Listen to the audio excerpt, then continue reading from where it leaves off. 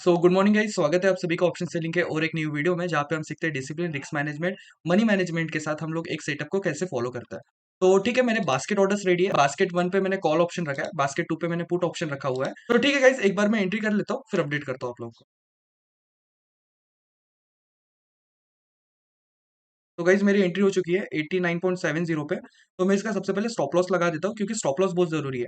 मैंने सेटअप के हिसाब से एंट्री तो कर ली थी। 89 पे यहाँ पे मैंने 89 पे यहाँ पे शॉर्ट किया है, तो इसका मेरा स्टॉप लॉस रहेगा 98 के आसपास का। 98 का मैं स्टॉप लॉस लगा देता हूँ।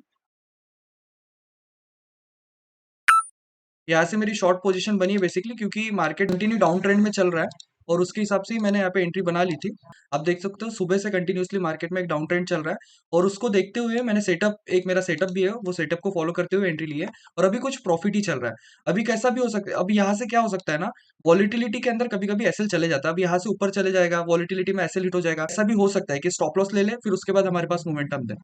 बट हमको क्या है ना, हमको डिसिप्लिन में रहना है। आप देख सकते हो अभी कुछ ना कुछ प्रॉफिट चल रहा है, मार्केट इसके ऊपर जब निकलेगा ना, तब मैं सेकंड एंट्री बनाऊंगा। तब तक मैं इसी के अंदर बने रहूंगा, ये एंट्री के अंदर। हो सकता है कि वॉलिटिलिटी में स्टॉप लॉस चले जाए, मुझे ये डाउट है। क्यों? क्योंकि मार्केट में मोमेंटम बहुत है और मोमेंटम जब रहता है ना, तब वॉलिटिलिटी में एसएल जाने का चांसेस होते हैं। बट ठीक है, स्टिल हम वेट करेंगे, जो डिसिप्लिन है उसी को फॉलो करेंगे और इससे ज्यादा मैं कुछ सोचूंगा नहीं फिलहाल तो। क्योंकि हम लोगों ने ऑर्डर्स में, आपको दिखा देता हूँ, देखो स्टॉप लॉस लग चुका है, एंट्री कर चुके हैं। अब इससे अलावा हम कुछ कर भी नहीं सकते है ना। अब मार्केट का मोमेंटम अगर हमारे साइड आता है तो अच्छी बात है, अगर नहीं आता है तो चुपचाप एक स्टॉप लॉस लेके हम लोग सेकंड एंट्री का वेट करेंगे। अगर सेकंड एंट्री एक्टिव होती है यहाँ से इसके ऊपर, अगर वी शेप की ऐसे रिकवरी होती है, तो यहाँ से सेकंड एंट्री एक्टिव हो जाएगी। अदरवाइज क्या है ना, डिसिप्लिन के साथ ही रहेंगे और जो लॉस हो रहा है उसको चुपचाप एक्सेप्ट करके हम लोग ओवर ट्रेडिंग नहीं करेंगे।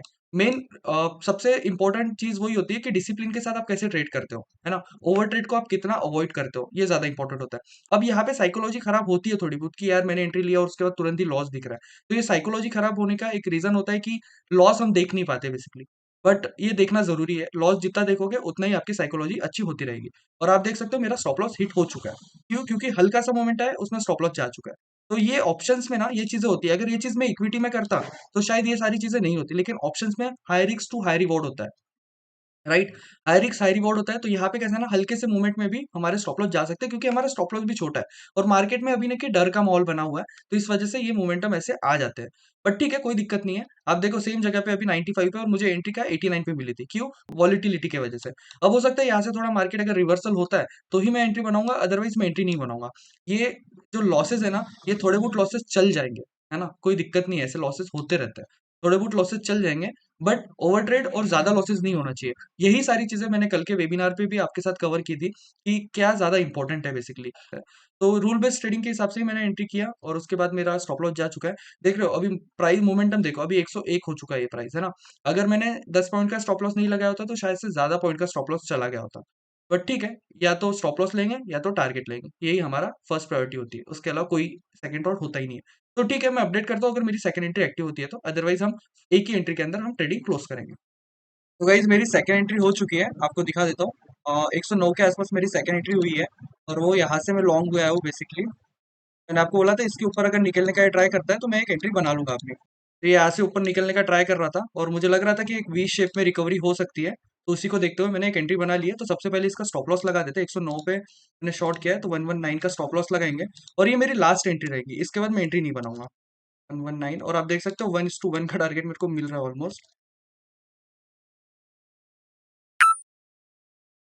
ये 119 का मेरा स्टॉप लॉस लग चुका है और आपको दिखा देता हूँ, देखो ऑलमोस्ट 1:1 के आसपास का टारगेट मिल गया था और जो लॉस था पुराना वो भी रिकवर हो गया था। बट स्टिल वॉलिटिलिटी मार्केट में तो बहुत ज्यादा है, तो उसको देखते हुए भी देखते हैं कैसा मोमेंटम मिलता है। हो सकता है यहाँ से भी पलट जाए और इसका भी स्टॉप लॉस चले जाए।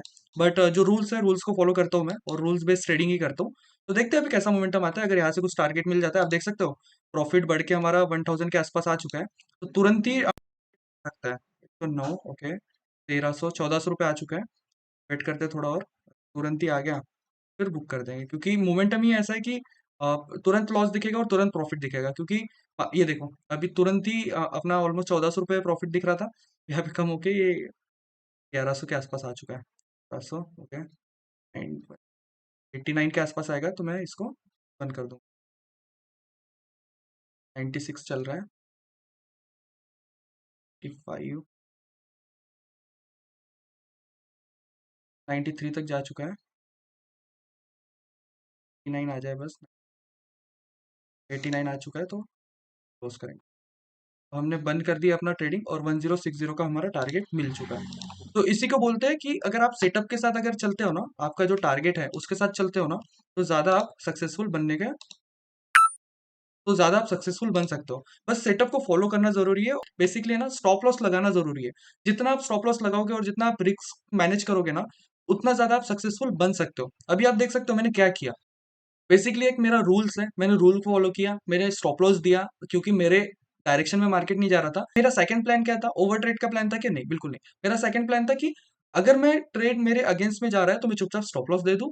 मेरे डायरेक्शन में ट्रेड जाएगा तो मैं एंट्री करके फिर वहां पे प्रॉफिट बना लूंगा। तो जब ये मेरे डायरेक्शन में मतलब अगर फर्स्ट डायरेक्शन में मेरा स्टॉप लॉस गया है, तो मेरा क्या होता है, सेकंड एंट्री होती है अगर मेरे वो डायरेक्शन से अपोजिट जाना चाहिए। तो वो डायरेक्शन से जब अपोजिट जाने लग गया तो मैंने एंट्री कर ली। क्यों? क्योंकि मेरा सेटअप ने कहा वो, है ना, सेटअप के हिसाब से मैंने एंट्री कर ली और इसके हिसाब से मुझे अपना टारगेट मिल गया। तो आप देख सकते हो मैंने 830 का लॉस किया था, लेकिन 2000 रुपए मैंने बना लिए। कैसे बना लिए? रूल्स को फॉलो करके। यही सारी चीजें मैंने कल के वेबिनार में भी डिस्कस की थी कि मैंने अपने लाइफ में कैसे स्ट्रगल किया, मैंने अपने लाइफ में कैसे इस चीज को ओवरकम किया, ओवर ट्रेडिंग को ओवरकम किया, ओवरकम करके फिर उसके बाद क्या हमको साइकोलॉजी रखनी चाहिए ट्रेडिंग के टाइम में, कैसे हमको ट्रेड मैनेज करना है, अगर आपके अगेंस्ट में ट्रेड जा रहा है तो उसको कैसे मैनेज करना है, और रिस्क टू रिवॉर्ड क्या होना चाहिए, और ट्रेडिंग प्रोबेबिलिटी कैसे काम करती है। ये सारी चीजें मैंने कल के वेबिनार में डिस्कस की। तो मैंने हो सकता है तो मैंने बहुत सारी चीजें अपने तरफ से बताई है ट्रेडिंग वेबिनार में। और यही चीजें आज जो लोग मुझे देख रहे होंगे, कल जो वेबिनार में अटेंड थे, उन लोग को भी दिख गया होगा कि नहीं, ये सारी चीजें वर्क करती है। बहुत सारी चीजें सीखने की जरूरत नहीं होती है ट्रेडिंग में। कुछ रूल्स और सेटअप के साथ अगर फॉलो करोगे ना, तो वैसे भी आप ट्रेडिंग में सक्सेसफुल बन सकते हो। तो ठीक है गाइस, आज के लिए बस इतना ही। आपके सामने ट्रेड कंप्लीट हो चुका है और मार्केट अभी कहीं पे भी जाए हमको फर्क नहीं पड़ता है। हमको हमारा टारगेट मिल चुका है, वही ज्यादा इंपॉर्टेंट है। अगर मार्केट यहाँ से नीचे तुरंत अगर चला गया होता ना, थोड़ा भी अच्छा मूवमेंट दे दिया होता तो हमको शायद प्रॉफिट हो गया होता। बट ठीक है, इसको अपोजिट जाना था और हमने चुपचाप स्टॉप लॉस देके हमारा टारगेट क्लोज कर दिया। तो ठीक है guys, thank you so much for watching today's video. ऐसी वीडियोस के लिए लाइक कीजिए, कमेंट कीजिए, सब्सक्राइब कीजिए, और सब्सक्राइब करना मत भूलिए। Thank you so much.